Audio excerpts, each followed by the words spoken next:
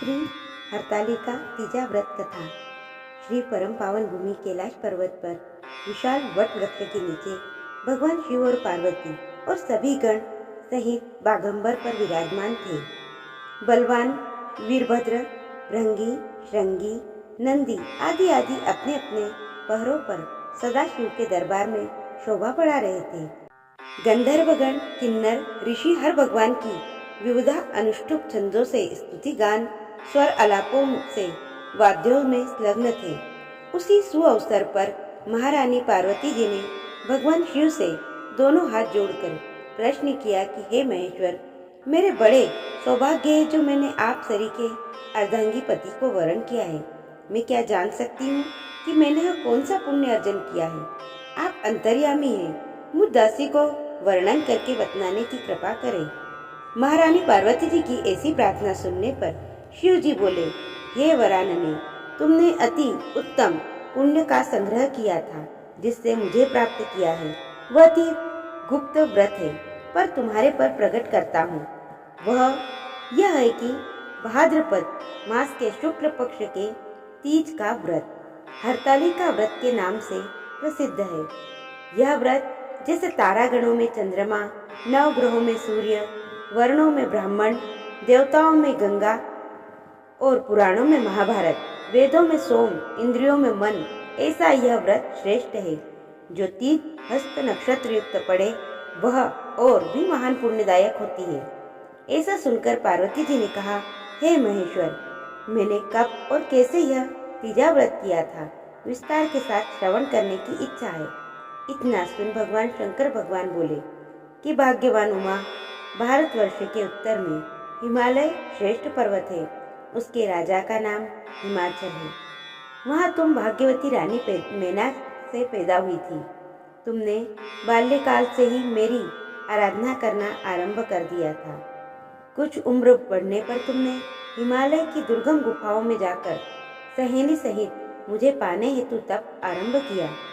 तुमने ग्रीष्म ऋतु में चट्टानों पर आसन लगाकर तप किया, वर्षा ऋतु में बाहर पानी में तप किया, हिम ऋतु में पानी में खड़े होकर मेरे ध्यान में संलग्न रहे। इस प्रकार 6 ऋतुओं में तपस्या करने पर भी जब मेरे दर्शन न मिले तब तुमने उधर्वमुख होकर केवल वायु सेवन की, फिर वृक्षों के सूखे पत्ते खाकर इस शरीर को क्षीण किया। ऐसी तपस्या में लीन देखकर महाराज हिमाचल को अति चिंता हुई और तुम्हारे विवाह हेतु चिंता करने लगे। इसी सुअवसर पर महर्षि देव ऋषि नारद जी उपस्थित होते भय। राजा ने अति हर्ष के साथ महाराज का स्वागत पूजन किया और उपस्थित होने का कारण जानने की इच्छा होते का कारण पूछा। नारद जी ने कहा, राजन, मैं भगवान विष्णु का भेजा आया हूँ। मैं चाहता हूँ कि आपकी सुंदर कन्या को योग्य वर प्राप्त हो। सो वैकुंठ निवासी शेष शाही भगवान ने आपकी कन्या का वरण स्वीकार किया है। क्या आपको स्वीकार है? राजा हिमाचल ने कहा, महाराज, मेरे सौभाग्य है जो मेरी कन्या को विष्णु जी ने स्वीकार किया है और मैं अवश्य ही उन्हें अपनी कन्या उमा का वरदान करूंगा। यह सुनिश्चित हो जाने पर नारद जी वैकुंठ पहुंचकर श्री विष्णु भगवान से पार्वती जी के विवाह का पूर्ण होना सुनाया। इधर महाराज हिमाचल ने वन में पहुंचकर पार्वती जी को भगवान विष्णु के विवाह होने का निश्चय हो चुका सुनाया। ऐसा सुनते ही पार्वती जी को महान दुख हुआ। उस दुख से तुम विह्वल होकर अपनी सखी के पास पहुंचकर विलाप करने लगी। तो तुम्हारा विलाप देख सखी ने तुम्हारी इच्छा जानकर कहा, देवी, मैं तुम्हें ऐसी गुफा में तपस्या के लिए ले चलूंगी जहाँ महाराज हिमाचल भी न पा सकेंगे। ऐसा कह सहेली उमा सहित हिमालय की गहन गुफा में विलीन हो जाती भई। तब महाराज हिमाचल घबराकर पार्वती जी को ढूंढते हुए विलाप करने लगे कि मैंने विष्णु जी को वचन दिया है, वह कैसे पूर्ण होगा। ऐसा कह वो मूर्छित हो गए। तब सभी पूर्ववासियों को साथ लेकर ढूंढने को महाराज ने पदार्पण कर दिया, ऐसी चिंता करके कि क्या मेरी कन्या को कोई व्याघ्र खा गया या सर्प ने डस दिया या कोई राक्षस हर के ले गया। उस समय तुम अपनी सहेली के साथ गहन गुफा में पहुंचकर बिना जल अन्न के मेरे व्रत को प्रारंभ करके नदी की बालू का लिंग स्थापित कर विविध वन पुष्प फलों से पूजन करने लगी। उस दिन भाद्र मास की तृतीया शुक्ल पक्ष हस्त नक्षत्र युक्त वार प्राप्त थी। मेरी पूजा के फलस्वरूप ही से मेरा सिंहासन हिल उठा, तो मैंने तुम्हें दर्शन दिया और तुमसे कहा, हे देवी, मैं तुम्हारे व्रत और पूजन से अति प्रसन्न हूँ। तुम अपनी कामना का मुझसे वर्णन करो।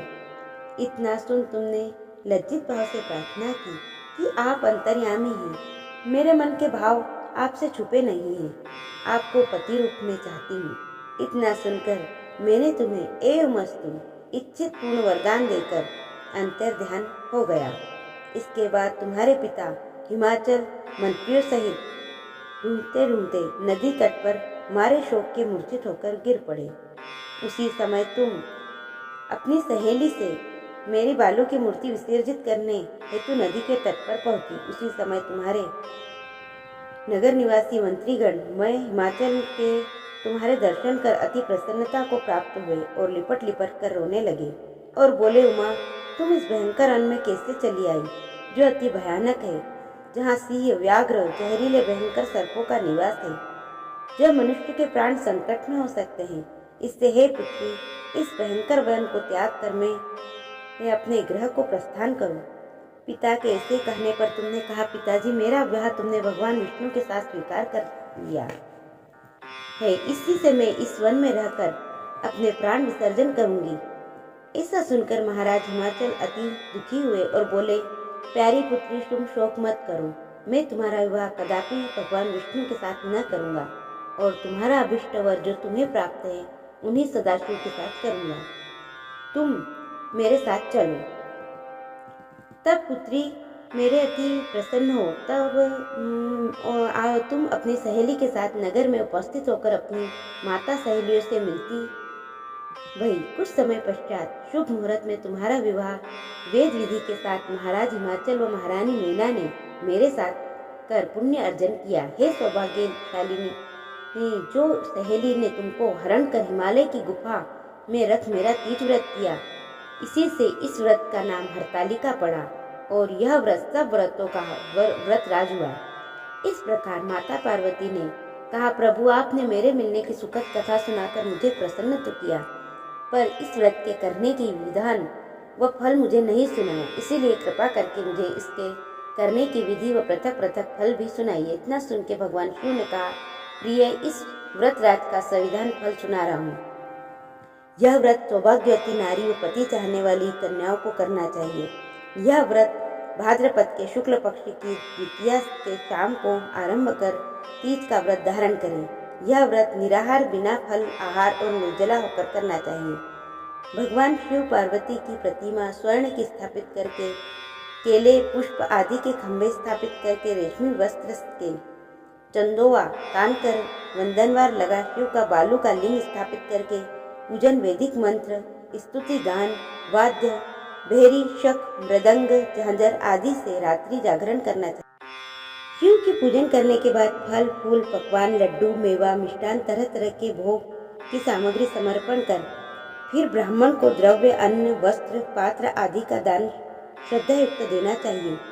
भगवान शिव को प्रति वस्तु को सिद्ध पंचाक्षरी मंत्र से ओम नमः शिवाय कहकर समर्पित करना चाहिए। प्रार्थना समय अपनी कामना, इच्छा को भगवान के सामने प्रेषित करें। फिर पार्वती जी के लिए नीचे लिखी प्रार्थना करें। भगवान शिव को प्रति वस्तु को सिद्ध पंचाक्षरी मंत्र से ओम नमः शिवाय कहकर समर्पित करना चाहिए। प्रार्थना के समय अपनी कामना और अपनी इच्छा को भगवान के सामने रखना चाहिए। फिर पार्वती जी की नीचे लिखी प्रार्थना करें।